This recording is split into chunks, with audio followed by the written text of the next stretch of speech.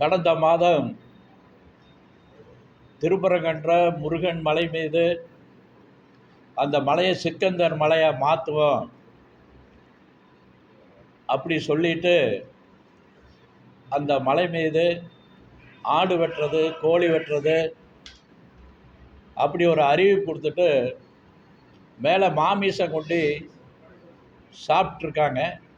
அது குறிப்பாக மக்களால் தேர்ந்தெடுக்கப்பட்ட ஒரு எம்பி தலைமையில் அந்த சம்பவமானது நடந்திருக்கின்றது. இதை கண்டிக்கும் வகையில் இந்து முன்னணி முருக பக்தர்களை திரட்டி ஒரு அறப்போராட்டம் நடத்த வேண்டும் என்று ஒரு அறிவிப்பு கொடுத்திருந்தது. அங்கே இருக்கக்கூடிய காவல்துறை 144 சட்டத்தை பதிவு பண்ணி யாரையும் வரக்கூடாது அப்படி பல்வேறு வகையில் தடை செஞ்சாங்க. மாநில பொறுப்பாளர்கள் மற்ற பொறுப்பாளர்கள் எல்லாமே அங்கங்கே வீட்டு காவலில் வச்சுருந்தாங்க. நம்ம ஜனநாயக முறை பிரகாரம் நீதிமன்றம் சென்று நீதிமன்ற உத்தரவு பிரகாரம் அங்கே 1 மணி நேரத்தில் பல்லாயிரக்கணக்கான மக்கள் பக்தர்கள் திரண்டார்கள். இந்த அறநிலைத்துறையும் அரசாங்கமும் காவல்துறையும் அதை பொறுத்து கொள்ள முடியாமல் ஊட்டியில் நோட்டீஸ் கொடுத்தவங்க மீது ஒரு வழக்கு பதிவு செஞ்சுருக்காங்க. அது மாதிரி கிருஷ்ணகிரியில் முகநூலில் பதிவிட்டதை வன்முறையை தோன்றின்னு சொல்லி கிருஷ்ணகிரியில் ஒரு இந்து மணி பொறுப்பாளர் கைது பண்ணியிருக்காங்க. காதலர் தினத்தன்னைக்கு சிவகங்கையில் பெண்கள் மத்தியில் ஒரு விழிப்புணர்வை கொண்டு வர வேண்டும் என்று சந்தித்த அங்கே இருக்கக்கூடிய இந்து மணி பொறுப்பாளரை கைது பண்ணியிருக்காங்க. இப்படி பல்வேறு இடங்களில் இந்து மணி மீது களங்கத்தை ஏற்படுத்த வேண்டும் என்று முடிவு செஞ்சு கைது பொய் வழக்கு போட்டுட்ருக்காங்க. திண்டுக்கல்லில் திருப்பூர்லேருந்து ஒரு மாநில செயலாளர் அங்கே அந்த மாவட்டத்தை கண்காணிச்சிட்ருக்கார், இயக்க வேலைக்காக கண்காணிச்சிட்ருக்காங்க. அங்கே இருக்க பெண்கள்லாம் ஒரு வழிபாடு நடத்தணும், ஒரு சின்ன கோயில் குங்கும மாரியம்மன் கோயில்னு ஒரு மாரியம்மன் கோயிலில் அங்கே குடும்பம் நல்லா இருக்கணும், திருமணம் ஆகாதவங்க திருமணம் ஆகணும், இப்படி அந்த மந்திரங்கள்லாம் சொல்லி ஒரு நிகழ்ச்சி நடத்தணும்னு சொல்லியிருந்தாங்க. அந்த நிகழ்ச்சியில் கலந்துவதற்காக இந்துவனுடைய மாநில செந்தில் அவர்கள் அந்த கோயிலுக்கு சென்றிருக்காங்க. அங்கே இந்த மாதிரி வழிபடக்கூடாதுன்னு சொல்லி அங்கே இருக்கக்கூடிய ஒரு 70-80 பேர்த்த கைது செஞ்சுருக்காங்க. அதில் குழந்தைங்க, பெண்கள் உள்பட அனைவரையும் சட்டவிரோதமாக காலையில் 3 மணி வரைக்கும் பெண்களையும் குழந்தைகளையும் வச்சு அடைச்சி வச்சுருந்தாங்க.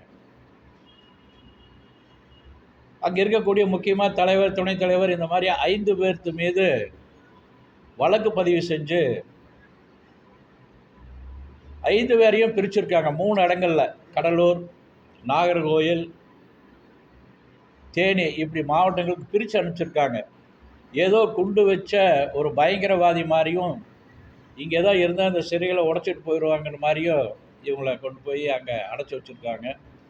சட்ட ஒழுங்காக எப்படி இருக்குதுங்கிறத நம்ம இதிலேருந்து தெரிஞ்சுக்க வேண்டியது இருக்குது. கைது செஞ்ச பிறகு அந்த பொறுப்பாளர் வீடுகளுக்கு சென்று என்னென்ன வண்டி வச்சுருக்கீங்க அப்படி கேட்டிருக்காங்க. கேட்டுட்டு இது மாதிரி எங்களுக்கு சாவி வேணும்னா சாவி இல்லைன்னு சொன்னதையுமே உடனே எந்த இதுவும் இல்லாமல் வண்டியை உடைச்சி லாக்கை உடைச்சி வண்டி எடுத்திருக்காங்க. கணேசன் ஒரு பொறுப்பாளர் வீட்டுக்கு சென்றிருக்காங்க. நைட்டு 1 மணிக்கு போயிருக்காங்க. அவர் அதுக்கு முதல்ல கைது பண்ணி சிறையில் அடைச்சிட்டு அங்கே போய் உங்கள் வீட்டுக்காரங்க அப்படி கேட்டுட்டு அந்த பொம்பளைகிட்ட ரொம்ப மோசம் நடந்திருக்காங்க. அவங்க வீட்டில் ஒரு கார் இருந்தது. அந்த பெரியவங்க, அந்த அம்மாவுடைய மாமனார் மாமியார், அவங்க வயசானவங்க, அவளை போய் மிரட்டி கையெழுத்து வாங்கி அச்சுறுத்தி அந்த காரை எடுத்து சென்றிருக்காங்க. இது மாதிரி மாநில செந்தில் வீட்டுக்கு நைட் 12 மணிக்கு வந்திருக்காங்க. அந்த வீட்டில் போய் அவங்களுடைய வீட்டில் அந்த அம்மா எல்லாம் மிரட்டியிருக்காங்க. என்ன கேட்குறீங்க என்னன்னு கேட்டால், உங்கள் வீட்டில் கஞ்சா இருக்குது, செக் பண்ணணும் அப்படி ஒரு சொல்லியிருக்காங்க. இப்போ நமக்கு கிடைச்ச தகவல் என்ன அப்படின்னா, இந்த வண்டியிலெல்லாம் கஞ்சா கடத்தின மாதிரியே கஞ்சா வச்சு கேஸ் போடணும் அப்படி இந்த காவல்துறை முடிவு செஞ்சிருக்காக ஒரு தகவல் வந்திருக்குது. அதனால் எப்படியாவது இந்து முன்னணியுடைய பொறுப்பாளர் மீது அவதூறு செலுத்த வேண்டும், கஞ்சா கேஸ் போட வேண்டும் என்று இந்த அரசாங்கம் கங்கணம் கட்டி கொண்டிருக்கின்றது. இதையெல்லாம் கண்டிக்கும் வகையில் வருகின்ற 25ஆம் தேதி திண்டுக்கல்லில் பக்தர்களை திரட்டி அபிராமி அம்மன் பக்தர் குழு சார்பில் அங்கே ஒரு பெரிய ஆர்ப்பாட்டம் நடக்குது. அங்கே இருக்கக்கூடிய காவல்துறை ரொம்ப மோசமாக நடந்துகிட்ருக்குது.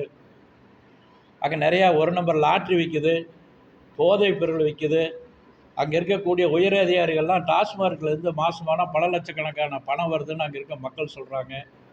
இந்த உளவுத்துறை அதெல்லாம் கண்காணிக்காமல் இது மாதிரி இந்து முன்னணி மீது எப்படி பொய் வழக்கு போடலாம், இந்துக்கள் மீது எப்படி தடுக்கலாம் அப்படின்னு யோசனை பண்ணிகிட்டு இருக்காங்க. இது வன்மையாக இந்து முன்னணி கண்டிக்கின்றது. 25ஆம் தேதி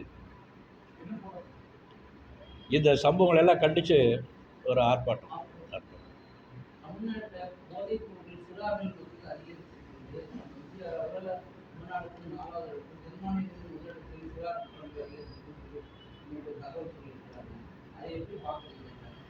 நாம் தொடர்ந்து இதை சொல்லிகிட்ருக்கோம்.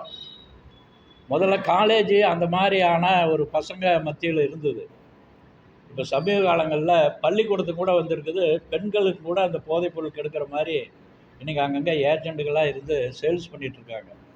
சின்ன வயசில் இருக்கக்கூடிய பெண் பிள்ளைகள், பசங்க, இப்படி இந்த போதைப் பொருள் தொடர்ந்து அதிகரிச்சிட்ருக்குது.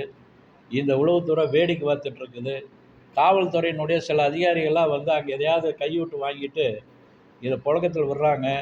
இது நாம் தொடர்ந்து சொல்லிகிட்ருக்கோம். இந்த தமிழ்நாடு ரொம்ப மோசமாக தான் போயிட்டுருக்கு. இப்போ 4வது இடங்கிறது இனி போதைப்பொருள் அதிகமாக இருக்கல மொதல் இடத்துக்கு வந்துடுவாங்க. திமுக அரசாங்கம் தேர்தல் நடத்துது. இந்து சமய அறநிலையத்துறை சம்பந்தமா இந்து மக்களுக்கெல்லாம் கண்டனம் சொல்லுவாங்க. 1000 கோவில்ல குடமுழுக்கு விழாக்கள் அதெல்லாம் பண்றாங்க. இவ்வளவும் அவங்க சொல்லியிருக்க விஷயத்துல உண்மை பண்ணவே தேவைங்க. இப்போ ரொம்ப 100 வருஷம் 200 வருஷம் 300 வருஷம் இருக்கக்கூடிய கோயில் இன்னும் சரியாக பராமரிக்கிருக்காங்க. நிறைய மரங்கள் முளைச்சி இருக்குது. கும்பாபிஷேகம் பண்ணணுங்கிறது அங்கே இருக்கக்கூடிய பக்தர்கள்லாம் திரட்டி அவங்க நிதி கொடுக்குறாங்க. அங்கே போய் அறநிலையத்துறையிட்ட அனுமதி கேட்குறாங்க. அதுக்கு இந்த அறநிலையத்துறை கமிஷன் வாங்குகிறாங்க. அந்த கும்பாபிஷேகம் பண்ணுறதுக்கு செலவு பண்ணக்கூடியவர்கள்லாம் அங்கே இருக்கக்கூடிய ஆன்மீக பெரியவர்களும் பக்தர்களும் தான் நிதி கொடுக்குறாங்க. இந்த அரசாங்கமானது பொய்யான ஒரு கணக்கை எழுதி நாங்கள் இவ்வளோ செலவு பண்ணியிருக்கோன்னு சொல்கிறாங்க. யாரெல்லாம் நன்கொடை வாங்கியிருக்காங்கன்னு இவங்க வெள்ளை அறிக்கை கொடுக்கணும்னு நம்ம தொடர்ந்து கேட்டுட்ருக்கோம்.